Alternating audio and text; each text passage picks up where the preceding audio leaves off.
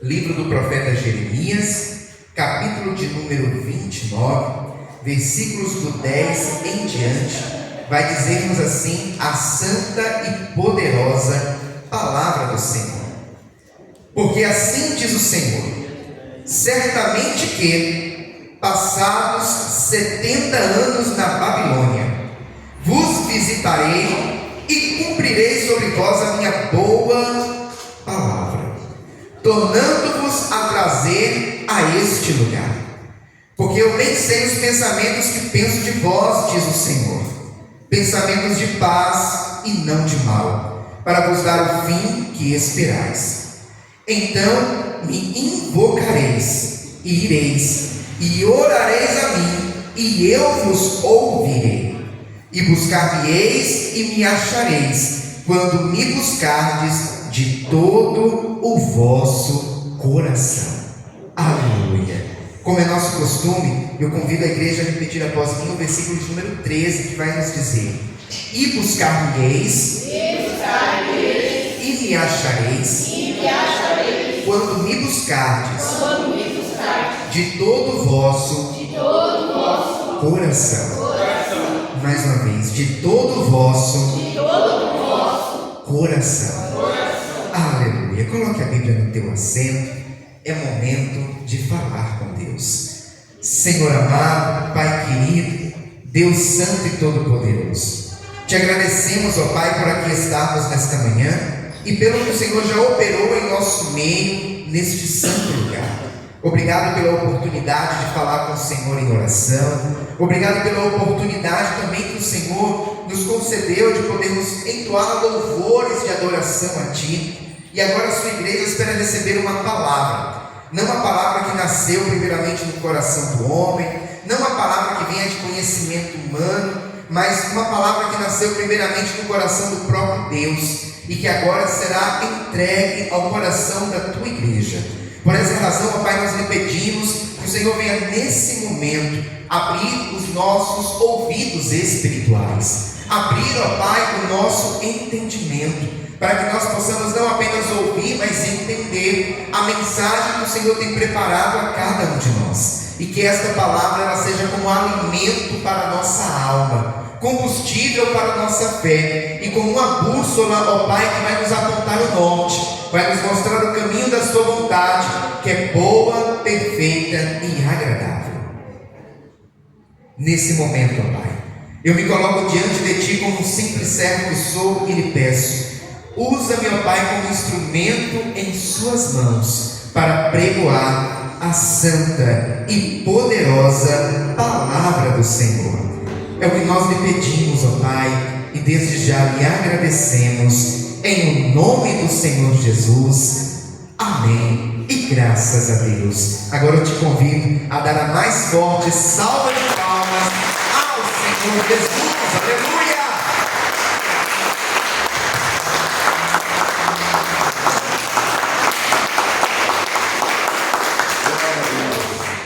A igreja pode tomar o seu assento, fiquem à vontade. Isso. Livro do profeta Jeremias. O livro do profeta Jeremias, dentro da Bíblia Sagrada, ele está classificado entre um dos livros dos profetas maiores, não pela sua importância, como colocando ele superior a outros profetas, mas por conta do tamanho do livro. Então, por exemplo, Ezequiel, Jeremias, Isaías estão classificados como livros dos profetas maiores, e outros como Naum, como Oséias e assim por diante estão classificados como livros de profetas menores. Repito, não pelo grau de importância do profeta, mas pelo tamanho do livro. Pois bem, Jeremias, ele viveu contemporâneo, ou seja, na mesma época do cativeiro babilônico. Uma época certamente muito triste na nação de Israel. Nós conhecemos um pouco da história da nação daquele povo, e nós sabemos que a nação de Israel viveu durante muito tempo no Egito, escravizado. Foram 430 anos vivendo debaixo do jugo de Faraó. No entanto, o Senhor vem com mão forte, liberta o seu povo. Eles caminham 40 anos no deserto e chegam finalmente à terra prometida. A terra que manda leite, a terra que manda mel, uma terra boa, uma terra que tudo quanto se plantava, dava. No entanto, a palavra do Senhor vai nos mostrar que em um determinado ponto da história, a nação de Israel começa a se afastar da presença de Deus. Começa a cultuar outros deuses. Agora acontece ali no meio da nação de Israel uma divisão política também. Uma nação que era forte e poderosa nos tempos do rei Davi, nos tempos do rei Salomão, agora se divide em dois reinos, reino do norte e reino do sul. A própria Bíblia vai nos falar que nação dividida não subsiste. E foi o que aconteceu com a nação de Israel. A nação que outrora, enquanto estava sendo governada por Davi, por Salomão, havia crescido, havia conquistado outros reinos. Agora, a partir do momento que os filhos de Salomão começam a reinar sobre essa nação, a nação de Israel ela começa a se degradar, começa a se dividir e a se enfraquecer. A nação de Israel acabou se afastando da presença de Deus. Muitos reis vieram ali sobre a nação de Judá e a nação de Israel. Inclusive, entre eles está um rei, que foi o rei Acabe, aquele que inclusive se casou com uma profetisa de Azera, Jezabel. O Senhor ele sempre orientou o seu povo a não se misturar com outros povos, justamente para que o seu povo não viesse se afastar da sua presença, indo por outros costumes, por outros hábitos. E agora o rei Acabe, ele escolhe se casar com uma profetisa de Azera. Começa a ser construído na nação de Israel altares para Baal, para Azera. Ah, meu irmão e minha irmã, eu abro aqui um parênteses para te dizer algo muito importante. Enquanto estivermos na presença do Senhor, sendo fiéis ao nosso Deus, pode ter certeza, o Senhor é aquele que nos protege, o Senhor é aquele que nos guarda, o Senhor é aquele que nos sustenta. No entanto, quando o homem ele decide se afastar da presença de Deus, é como se o próprio homem saísse com suas próprias pernas de debaixo da proteção das mãos poderosas do Senhor. E foi o que aconteceu com a nação de Israel. A nação de Israel se afasta de Deus e agora se torna uma nação vulnerável. Quando nós falamos nação de Israel, a igreja pode entender como reino do norte e reino do sul, porque agora aquela nação estava dividida. Então, a Bíblia vai nos falar que o rei Nabucodonosor, o rei da nação mais poderosa da terra naquele momento, naquela época, agora começa a investir sobre o reino do norte. Vence o reino do norte. Na sequência, investe contra o reino do sul. Vence o reino do sul. E agora, aquele povo que outrora tinha a sua terra, a terra que manda leite e mel, a terra tão sonhada, a terra tão desejada, agora se veem mais uma vez sendo escravos, sendo levados não por vontade própria, mas sendo levados à força para a Babilônia, uma terra distante, uma terra com outros costumes, uma outra cultura, uma terra que servia a outros deuses, e digo deuses no plural. Os babilônicos, eles eram politeístas. Pastor, o que é ser politeísta? É ter vários deuses. Nós, por exemplo, somos monoteístas. o que é monoteísta. Nós servimos a um único Deus. Então agora a nação de Israel se vê num lugar que não é seu, sendo obrigados a viver em uma terra estranha e participar de ambientes onde vários deuses eram cultuados. A Bíblia, ela vai nos mostrar que a nação de Israel se entristeceu severamente. O povo estava entrando em uma espécie de depressão espiritual. E aqui eu abro um parênteses para dizer algo importante para a igreja do Senhor.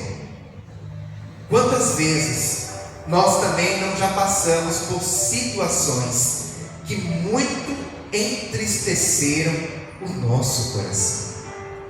Situações que nos afligiram, situações que talvez até fizeram você perder o seu sono à noite, situações que talvez até fizeram com que você perdesse o foco no seu trabalho, porque aquilo não saía da sua mente, aquela situação que trazia tamanha amargura no seu interior. É disso que eu estou falando, é disso que a palavra do nosso Deus está nos falando.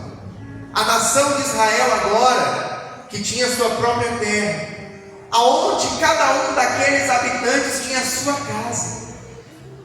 Hoje você tem a sua casa, seja ela própria, seja ela alugada, mas existe um lar que você vive, um lar que você habita. Imagine você ser forçado a sair da sua casa, você ser forçado a sair do seu lar, levando talvez consigo só a roupa do corpo e mais algumas outras mudas de roupa, como nós costumamos dizer, e ser levado para um lugar totalmente estranho do que você está acostumado a viver. É esse o cenário que a nação de Israel está vivendo, e é isso que nós precisamos entender. A palavra do Senhor vai nos falar que agora Deus levanta o profeta Jeremias. É um dos poucos que ainda haviam ficado em Jerusalém. E agora o Senhor o inspira a escrever uma carta aos cativos da Babilônia. O profeta Jeremias agora escreve uma carta inspirada por Deus. Carta essa que seria enviada para a Babilônia, para o povo que estava triste, abatido, desanimado. Interessante que nesta carta que o profeta Jeremias escreve aos seus compatriotas, aos seus irmãos que estavam na Babilônia, quando nós chegamos no versículo de número 5, olha o que a palavra do Senhor vai nos dizer: edificai casas e habitai-as, plantai jardins e comei o seu fruto, tomai mulheres e gerai filhos e filhas, tomai mulheres para vossos filhos e dai vossas filhas a maridos, para que tenham filhos e filhas. Multiplicai-vos ali e não vos diminuais. Procurai a paz da cidade, para onde vos fiz transportar, e orai por ela ao Senhor, porque na sua paz vós tereis paz. Aleluia.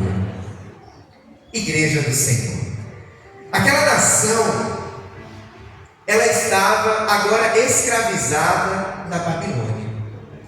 Como nós já falamos aqui, aquele povo estava prestes a entrar em uma espécie de depressão espiritual. E muitos profetas haviam se levantado lá na Babilônia, dizendo que era em nome de Deus e falando que a nação de Israel sairia dali brevemente. No entanto, a verdade, e que o Senhor vem esclarecer aqui no capítulo 29, é que eles não sairiam dali brevemente. Eles passariam na Babilônia 70 anos. E aqui eu abro um parênteses para dizer algo importante para a igreja mais uma vez. Nem sempre nós ouvimos de Deus aquilo que nós gostaríamos de ouvir naquele momento. Existem situações na vida que nós queremos ouvir de Deus um sim. E às vezes Deus diz não. Pastor, mas Deus não vai sempre dizer sim para mim? Não. O seu pai, a sua mãe, quando você era criança, sempre te disse sim? Eu acredito que não. Os meus nem sempre me disseram sim. Houveram momentos que, para o meu bem, eles disseram não. Existem outras situações também que nós queremos um sim agora da parte de Deus. E a resposta do Senhor para nós é: espere. É difícil. Quando nós pedimos algo da parte de Deus, o nosso coração queima para receber um sim imediato da parte do Senhor. E Deus nos responde: espere, continue aguardando, continue confiando. E aqui o Senhor estava dizendo para a nação de Israel: olha, muitos têm se levantado dizendo que em meu nome vocês vão sair daí brevemente. Profetas que profetizam não porque eu disse, mas estão falando de si próprios.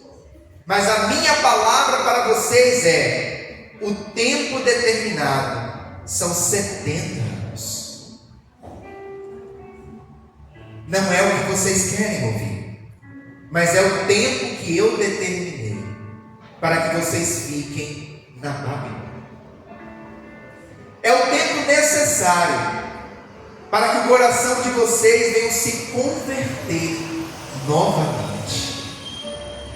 Como nós falamos no início, a nação de Israel havia feito o quê? Se afastar de Deus.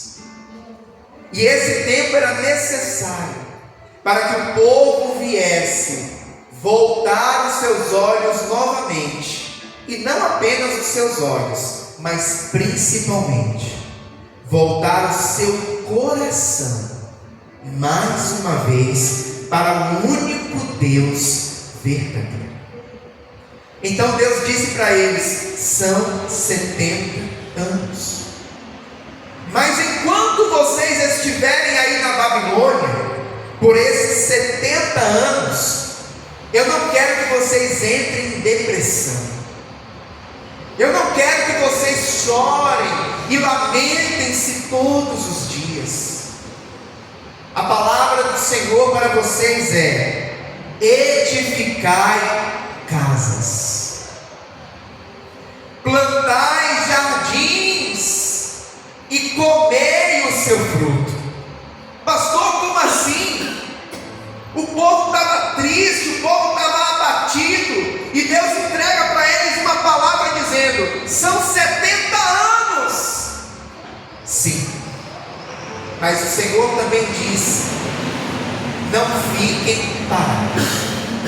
Estão na Babilônia, estão longe da terra que manda leite e mel, que eu entreguei para vocês, mas não permitam que isso faça com que vocês parem, faça com que vocês se entreguem à situação.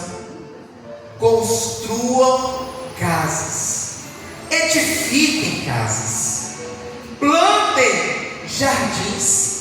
E na sequência a palavra do Senhor vai nos falar: tomai mulheres e gerai filhos e filhas.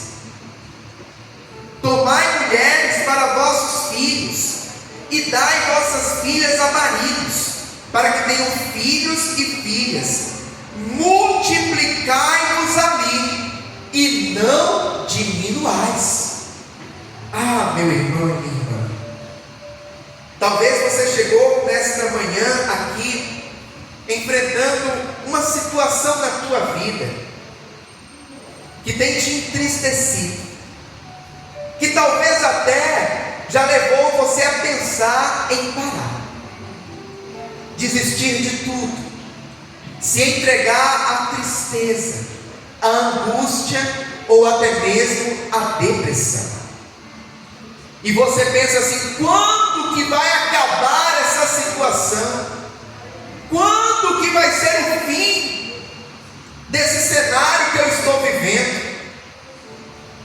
E o Senhor nesta manhã está dizendo para mim e para você: mesmo que você esteja vivendo uma situação totalmente contrária na tua vida, uma situação que não é o que você desejava ou esperava, no entanto, é a situação na qual você se encontra nesse momento, o Senhor está dizendo para mim e para você: não pare, não desista, mas continue caminhando. Não se entregue à tristeza, não se entregue à depressão, não entre no seu quarto, deite na cama e desista de se levantar. Não, construam casas, plantem jardins, cresçam, multipliquem-se. Não é momento de se entregar à situação, é momento de prosseguir na caminhada. Existem situações na vida que parece que as nossas forças se acabaram e que nós não vamos mais conseguir. No entanto, a palavra do Senhor para mim e para você não é: se entregue, desista. Não. A palavra do Senhor para mim e para você é: continue caminhando.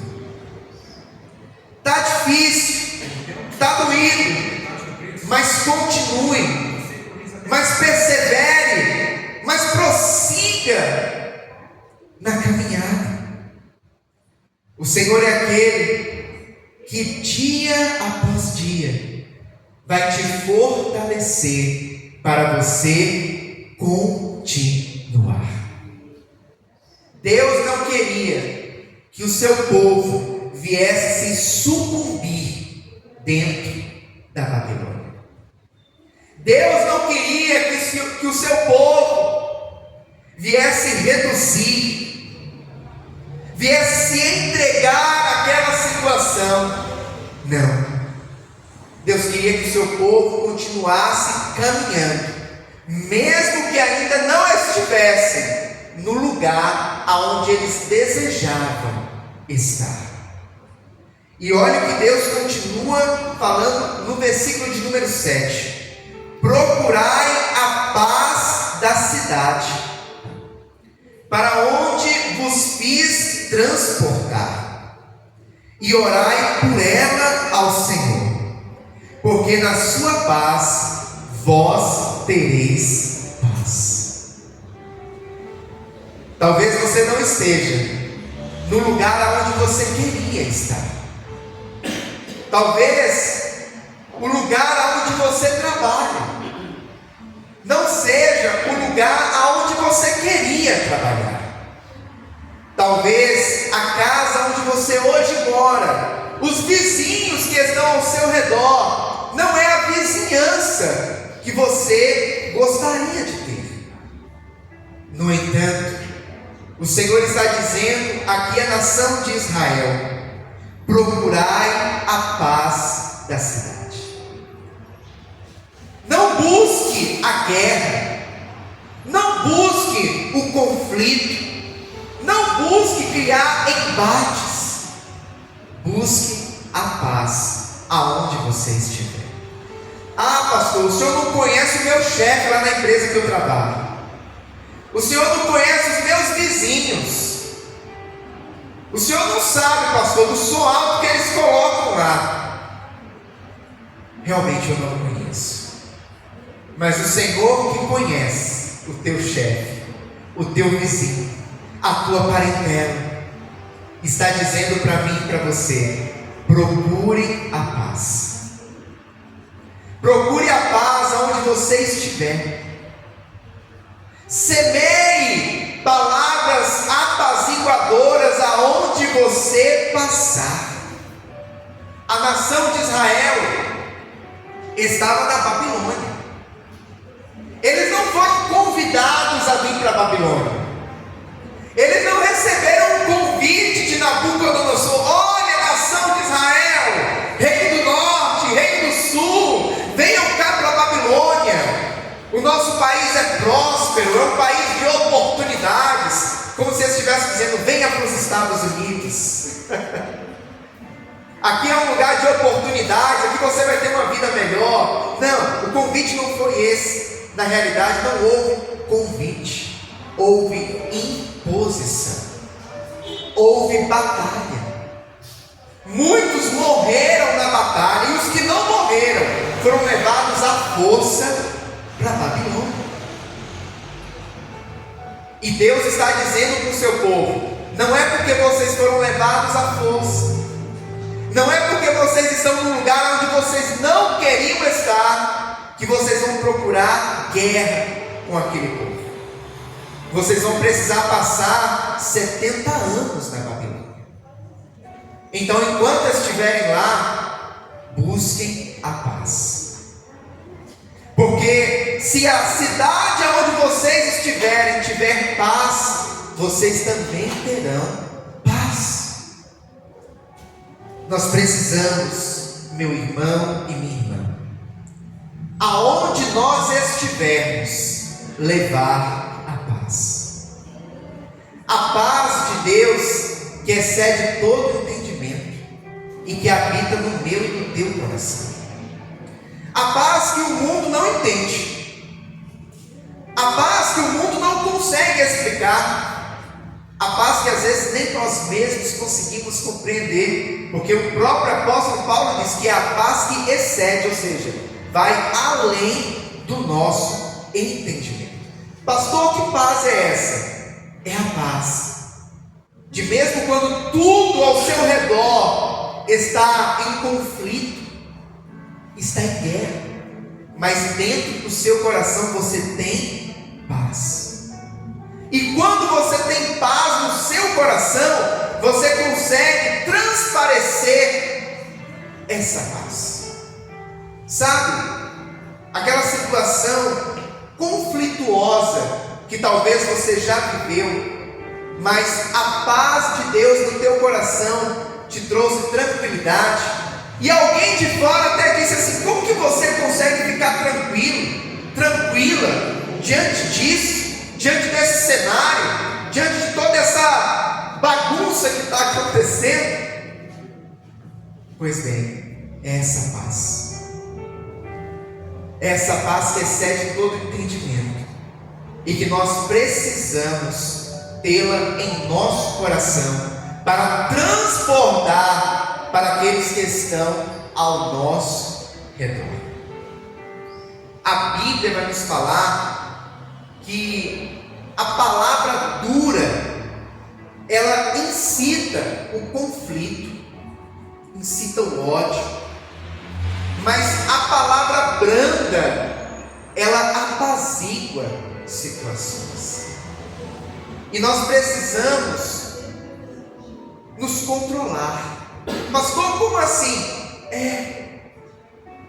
Nós precisamos lidar com as nossas emoções, com os nossos sentimentos, com os nossos impulsos, para que as palavras que saiam da nossa boca não venham ser palavras que incitem a guerra, o ódio, o conflito, mas que sejam palavras que venham apaziguar a situação.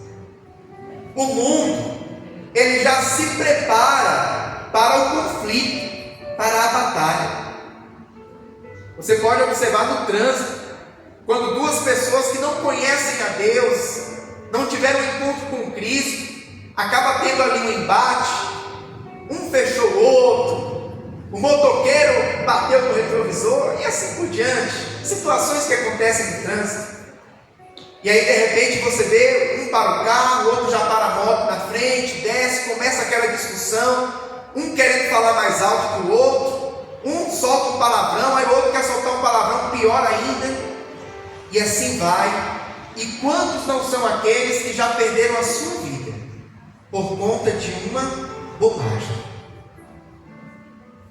Por conta de um retrovisor que com 100, 200 reais ele trocaria, colocaria um novo e continuaria com a sua família. No entanto, quando o mundo nos afronta com palavras duras, com palavras que incitam o ódio, mas nós respondemos não com a mesma moeda, pagando mal com mal, mas pagando o mal com o bem, isso acaba desarmando aquele que está se opondo contra nós, porque ele já está preparado para o embate. E quando você vem com a palavra branda, procurando apaziguar a situação, a pessoa fica assim, sem saber como reagir.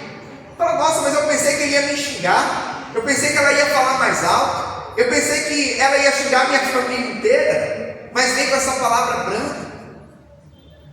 É assim que nós precisamos agir. É assim que a palavra de Deus nos ensina. É assim que Jesus nos ensina. E nem sempre fazer isso vai ser fácil. Pastor, por quê? Porque é uma luta entre a carne e o espírito. A carne vai gritar alto.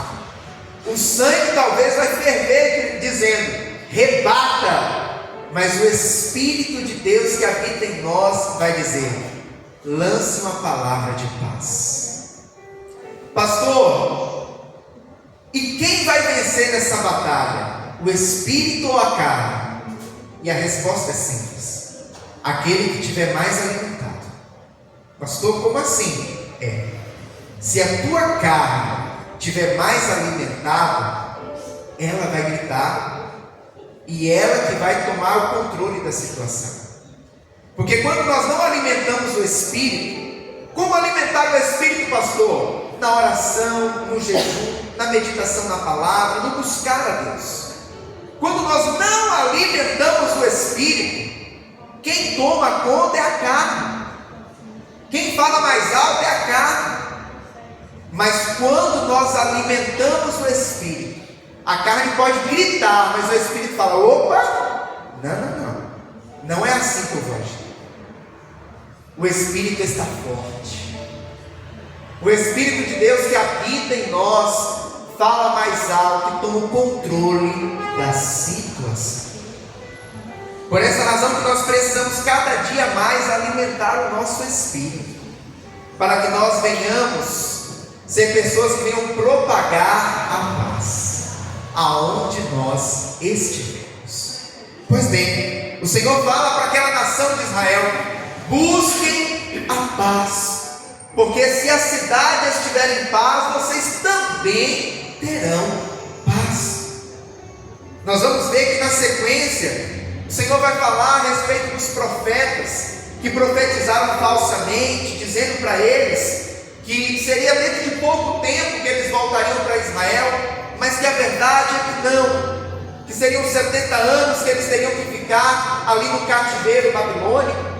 No entanto, quando nós chegamos no versículo de número 10, o Senhor vai fazer uma promessa para aquele povo, porque assim diz o Senhor, certamente que passados 70 anos na Babilônia, vos visitarei e cumprirei sobre vós a minha boa palavra, tornando-vos a trazer a este lugar, ou seja, a Israel, porque eu bem sei os pensamentos que penso de vós, diz o Senhor, pensamentos de paz e não de mal, para vos dar o fim que esperais. Aleluia. Ah, meu irmão e minha irmã, o Senhor aqui estava fazendo uma promessa para aquele povo. Observem o tamanho do amor de Deus. Aquele povo havia traído Deus. Aquele povo havia construído altares para Baal, para Azera. Aquele povo havia se esquecido que só há um único Deus verdadeiro. E mesmo assim, Deus está fazendo uma promessa para eles, dizendo que os traria de volta da Babilônia. Precisariam aguardar 70 anos, mas os trariam de volta. O que Deus nos mostra com isso, pastor? Que Ele não desiste de nós. Existem momentos que nós desistimos de nós mesmos. Existem muitos que se esquecem de Deus. Mas Deus não desiste de você e jamais se esquece de você. Talvez você já passou por alguma situação em que você se afastou da presença do Senhor, em que você acabou indo pelo caminho errado. A palavra desviar, que comumente a gente acaba ouvindo ou até usando quando alguém se afasta da presença de Deus, é basicamente isso. Existe um caminho que nos leva até Deus, que é Jesus. Quando a pessoa sai desse caminho, é assim como eu e você quando estamos em uma estrada e saímos do caminho certo e acabamos indo para um retorno, acabamos indo para uma pista que vai nos levar para outro caminho, ou seja, nós nos desviamos do caminho que nos leva para o destino que nós queríamos. Muitos já passaram por isso, de se desviar do caminho que te leva para o destino certo. No entanto, mesmo quando você estava lá, afastado, desviado do caminho certo, o Senhor é aquele que não desistiu de você. O Senhor é aquele que não se esqueceu de você. Pastor, mas mesmo quando eu estava no erro, nas baladas, fazendo aquilo que entristecia ou até mesmo envergonhava o nome de Deus, sim. Mesmo quando você, porventura, esteve em alguma dessas situações, Deus jamais se esqueceu de você e também não desistiu de você. É por essa razão que hoje você está aqui. É por essa razão que hoje você está tendo a oportunidade de ouvir esta palavra. Não é porque você foi forte e tomou uma decisão firme de voltar, mas é primeiramente porque Deus não desistiu de você. Ele nos ama. E é o que Deus está aqui demonstrando para a nação de Israel. O quanto Ele ama o seu povo. E mesmo o povo estando no erro, Ele está dizendo: vai chegar o dia que eu vou trazer vocês de volta para a terra que mana leite e mel. Aleluia. Ah, meu irmão e minha irmã, a Bíblia vai nos falar: porque Deus amou o mundo de tal maneira que entregou o seu Filho unigênito, para que todo aquele que nele crê não pereça, mas tenha vida eterna. Quando nós chegamos no versículo de número 11, do capítulo 29 de Jeremias, o Senhor vai dizer: porque eu bem sei os pensamentos que penso de vós, diz o Senhor, pensamentos de paz e não de mal, para vos dar o fim que esperais. Os pensamentos de Deus a nosso respeito não são pensamentos de mal, não são pensamentos para nos punir, para nos fazer sofrer. Não. Os pensamentos de Deus ao nosso respeito são pensamentos de paz, para que nós venhamos viver o bem de Deus em nossas vidas. É por essa razão que no Novo Testamento, Jesus ele vai dizer que veio a esse mundo não para condenar o mundo, mas para que o mundo fosse salvo por Ele. Jesus, ele quer o melhor para mim e para você. Jesus, ele quer salvação para mim e para a tua vida. Por essa razão que ele não desiste de nós. Os pensamentos de Deus a respeito da humanidade é sempre no intuito de nos trazer salvação. É sempre no intuito de nos trazer vida com abundância. Mesmo quando nós erramos, mesmo quando nós falhamos, ainda assim, Deus, ele quer o nosso melhor. Sim, Deus é justo. Sim, Deus, ele é justiça. Por essa razão que o Senhor Jesus, ele disse que quem crer e for batizado será salvo, mas quem não crer será condenado. Ou seja, a justiça de Deus, ela é viva. A justiça de Deus, ela se aplica e ela vai vir sobre todos. No entanto, o amor de Deus é tão grande que Deus, ele nos dá oportunidade. Deus, ele nos dá tempo para que nós venhamos nos lembrar de onde caímos, de onde falhamos, e assim venhamos retornar para o caminho certo, que nos leva até Ele. Aleluia. E olha o que o Senhor vai dizer para a nação de Israel, no versículo de número 12 e 13. Então me invocareis, e ireis, e orareis a mim, e eu vos ouvirei, e buscar-me-eis e me achareis, quando me buscardes de todo o vosso coração.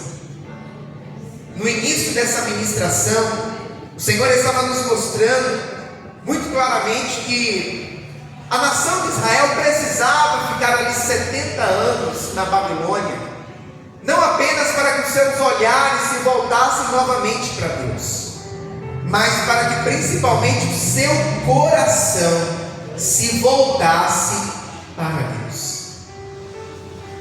E aqui o Senhor está mostrando que quando a nação de Israel voltasse novamente o seu coração para Ele, para Deus, para o único Deus verdadeiro, olha o que iria acontecer: e buscar-me-eis, e me achareis, quando me buscardes de todo o vosso coração. Interessante que Deus, ele não é vingativo. Existem pessoas que pensam que por Deus ser justo, ele vai ser vingativo.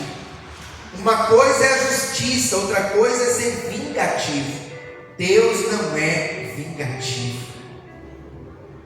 E Deus está dizendo para aquele povo: olha, eu sei que vocês estão agora um tanto afastados da minha presença, mas quando vocês voltarem o seu coração para mim novamente, vocês me buscarão e me acharão. Deus poderia dizer assim: a partir de agora, vocês podem buscar, vocês podem clamar o quanto for, vocês não vão mais me encontrar. Mas não, Deus está dizendo: e buscar-me-eis, e me achareis, quando me buscardes de todo o vosso coração. Aleluia. Quando nós buscamos ao Senhor de todo o nosso coração, nós encontramos a Ele. E era o que Deus estava dizendo para o seu povo: quando vocês voltarem o seu coração para mim e buscarem a mim por completo e exclusivamente a mim, porque entenda, de todo o vosso coração. Se nós formos analisar um pouquinho mais a fundo isso, Olha o que nós vamos identificar.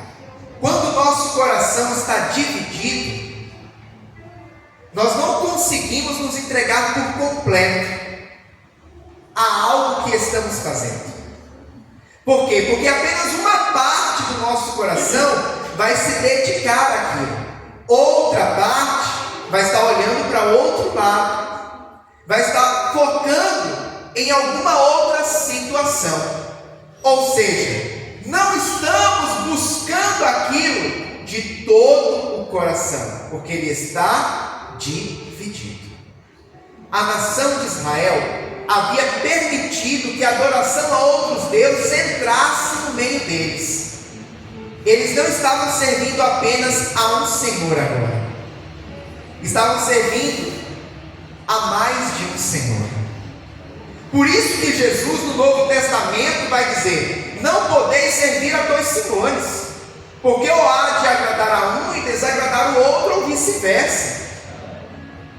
Então, quando nós estamos com o coração dividido, nós não conseguimos buscar a Deus de todo o coração, porque Ele está dividido. A busca, ela é em parte, ela é parcial. E o que Deus está dizendo na sua palavra? Vocês vão me buscar e vocês vão me achar quando vocês me buscarem por completo, quando vocês buscarem exclusivamente a mim, quando vocês deixarem para trás os outros deuses, a adoração a outras divindades, quando vocês voltarem à essência daquilo que eu vos ensinei, daquilo que eu ensinei para os vossos pais, que adorarás somente ao Senhor teu Deus. Quando vocês fizerem isso, vocês vão me encontrar. Ah, meu irmão e minha irmã, o nosso coração ele não pode ficar dividido. O nosso coração ele precisa estar por completo em Deus. Aleluia. É por essa razão que Jesus ele fala que aonde estiver o nosso tesouro, ali vai estar o nosso coração. É por esta razão que é tão difícil uma pessoa muito rica, muito abastada, ela ter um encontro completo com Deus, porque o coração dela muitas das vezes está focado no que é material. O seu tesouro está nas coisas desta terra. Não estou dizendo que uma pessoa rica, abastada, não pode ser um crente fiel, temente e servidor ao Senhor. Não estou dizendo isso, mas estou dizendo que é difícil. Por quê? Porque as coisas deste mundo acabam puxando a pessoa a colocar o seu foco, a concentrar as suas energias, a ter o seu tesouro naquilo que é material. No entanto, o nosso verdadeiro tesouro não é aquilo que um dia vai passar, como já falamos aqui no domingo passado. Bens materiais passam, dinheiro passa, mas o tesouro que nós acumulamos nos céus, esse não passa. E quando o nosso tesouro está naquilo que é espiritual, aí o nosso coração está por completo em Deus. Mas enquanto o nosso coração, enquanto o nosso tesouro for aquilo que for material, e o nosso coração estiver apegado àquilo que for material, vai ser difícil buscarmos a Deus por completo. O nosso coração ele precisa estar em Deus e naquilo que Deus tem reservado para as nossas vidas.